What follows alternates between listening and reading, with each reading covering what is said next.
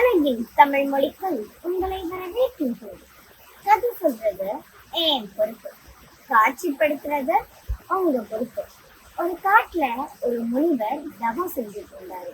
அப்போ அந்த வழியா வானத்துல சில கிழமைகள் பறந்து போயிட்டு இருந்தது.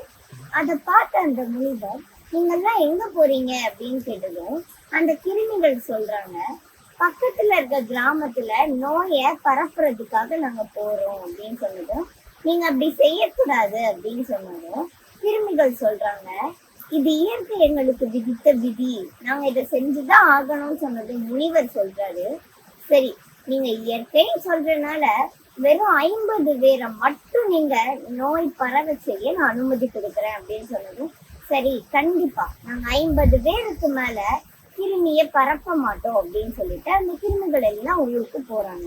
கொஞ்ச நாள் கழிச்சு அந்த கிருமிகள் வந்த வழியே திரும்பி செல்லும் போது அந்த முனிவர் அவங்களை தடுத்து நிறுத்துறாரு. நான் சொன்ன மாதிரி 50 பேர் தானே பாதிக்கப்பட்டிருக்காங்க அப்படின்னு கேட்டதும் கிருமிகள் சொன்னாங்க, இல்ல 500 பேர் அப்படின்னதும் அந்த முனிவருக்கு கடும் கோபம் வருது.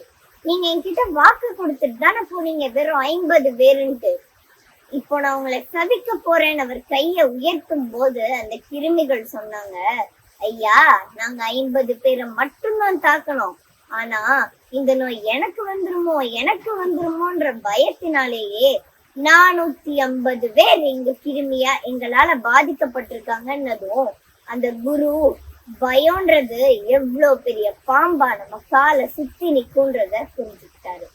இதோட இந்த கதை முடியுது. இத கேக்குறதுக்கு ஒரு சின்ன சாதாரண கதை மாதிரி தெரியலாம். ஆனா இன்னைக்கு பல பேரும் ஒருத்தவங்களுக்கு ஒரு பிரச்சனை வரும்போது அதை கேட்டுட்டு நம்மளுக்கும் இந்த மாதிரி நடந்துருமோ நம்ம நினைக்கும் போது பயம்ன்றது நம்ம மனசுல ஒரு 100 அளவுக்கு தான் இருக்கும். ஆனா நம்ம திரும்ப திரும்ப நம்மளுக்கும் இந்த மாதிரி நடந்துரும் நினைச்சுக்கிட்டே இருக்கும்போது அந்த எண்ணம் கால சித்தின பாம்பா வளர்ந்து நிற்கும். இந்த பாம்பை மாதிரி நித்தம் புதுமை செய்யும்.